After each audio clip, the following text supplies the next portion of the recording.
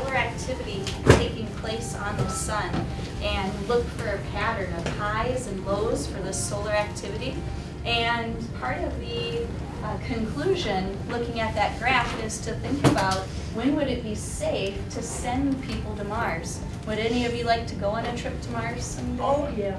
We've labeled it as mastery time, where they are free to progress through different activities and different concepts at their own pace for the most part.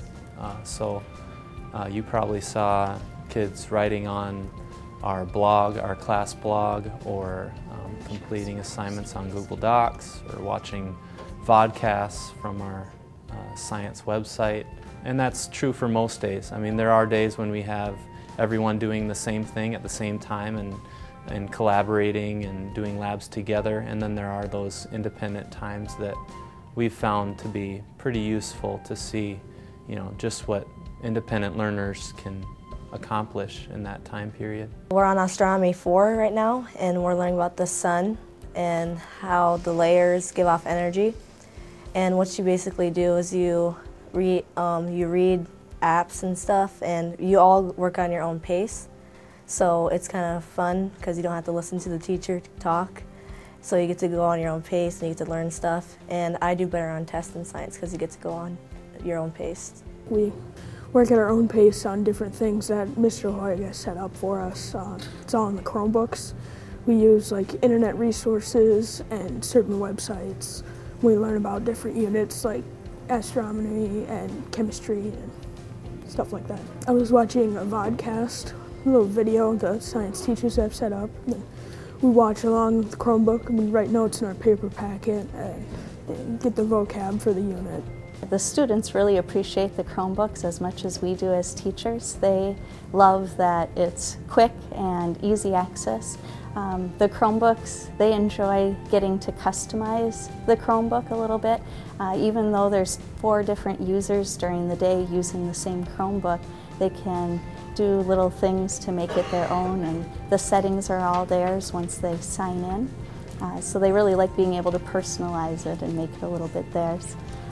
The students like how quickly they can access different things using the Chromebooks, and they've really become quite fluent with using Google Drive and the tools in there, and being able to find things quickly through the Chromebook. We wanted to do certain things in our classroom, and the technology then made that available and made it possible.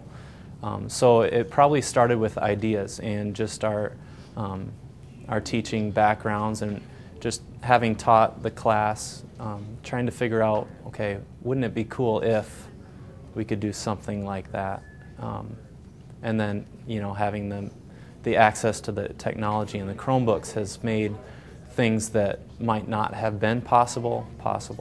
At the time that we applied for the grant, it was kind of a new thing at that point. We had a couple iPads in our classroom. We loved them. But we did some research and looked into the Chromebooks, and for everything that we really wanted to do with our class, we thought, you know, the Chromebooks are the better fit here. The Chromebooks and their association with Google Docs makes collaboration so easy, whether that's a lab group or a presentation group. They're so adept, the students are at working together, both online and in class, and the Chromebooks were really good in that aspect. The other thing that we were attracted to mainly was the really quick startup time. I mean, we can open them up and they're working within the minute. That wasn't the case when we would get the mobile labs before.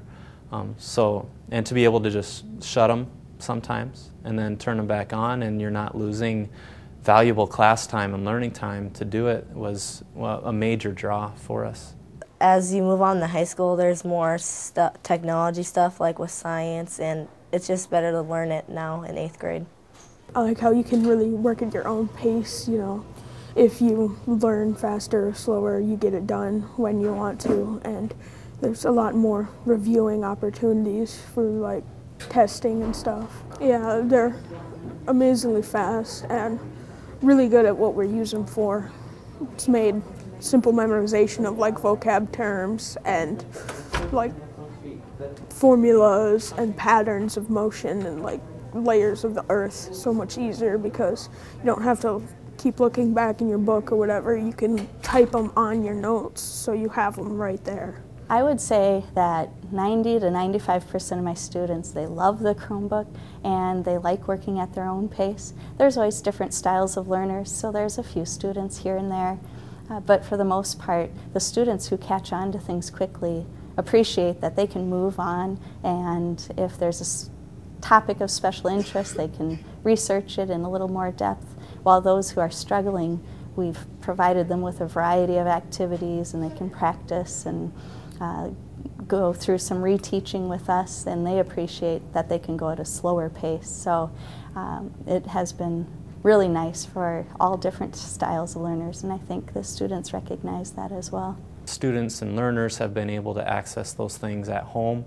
Not only the resources that we have available, but they can actually do some work there. And then when they come to class, they might have questions. They might have other concepts they have questions on.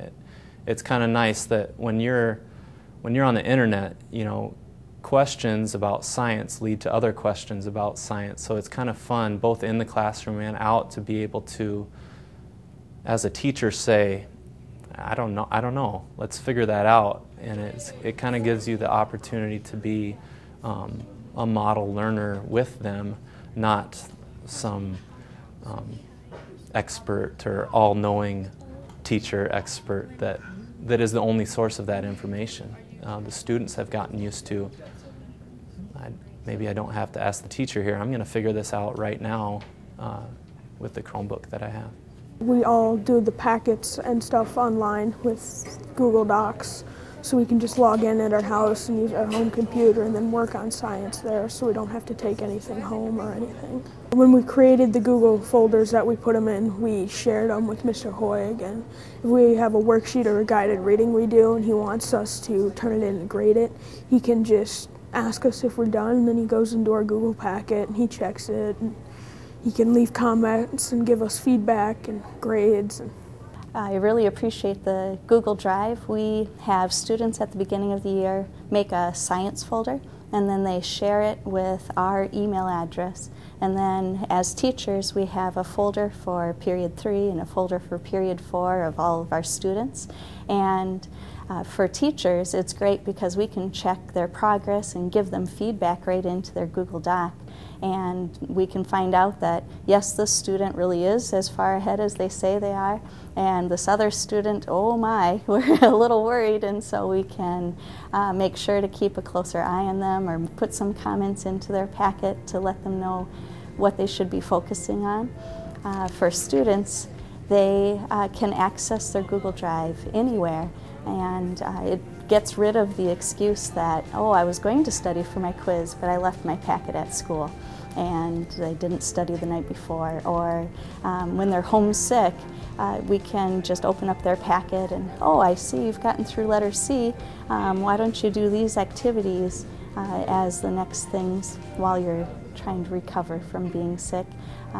It's really a handy tool having it accessible on the internet. The teachers seem to get a little more one-on-one because, you know, the kids aren't all doing the same thing. So maybe one kid has a certain problem with this, well then they really come in and help. And then you continue to work at your own pace. Like if somebody's having trouble, he doesn't need to stop the class just to talk about it. You can keep moving on and stuff. The model that we've used allows us to really build a lot of relationships with students, which is something that has been essential for us to get to sit down with each student almost every day, each individual learner, and ask how they're doing and what they're working on has been a really valuable thing for us to be able to do. Rather than have our time in class be addressing 30 students at once, we can go one-on-one and really get to the core of what they're thinking about and how they're doing in science. So with so much information out there, it has been an interesting challenge for us to try to figure out some searches that students can do that can't be easily found just by searching Google. And it's been fun to try to come up with those types of questions that students are curious about and don't have a simple answer, and that we can lead them through, that relate to our curriculum. It's been fun to try to have them exploring some of those questions and see what they can calculate and figure out without just a quick answer, a quick factual answer. Yeah, this is really cool. I'm planning on becoming an engineer, and I'm sure there's going to be a lot of technology involved, and it's probably good that we get used to it at this stage and time. A lot of people think that technology is bad and it's rotting our brains, but when you take applications like this and put them for education, I think it really can do anything you want it to.